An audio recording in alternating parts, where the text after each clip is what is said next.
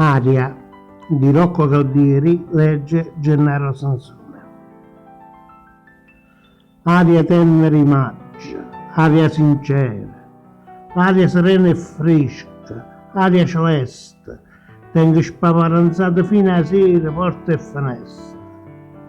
Trasa, pazzeva dentro la casa mia, con i ciuri sotto a ste campane rotte, scioscia pure la coppa a sta scanzia prima che notte. E fammi lustre, tazze e tazzolella, e statuette e candeliere. Caccia mille colori e papelle e sto lampiere. E a bocca sto canario imbalsamata, all'esta in coppa la petagnella nera. O sento no, che non se ne è adonata, che è primavera.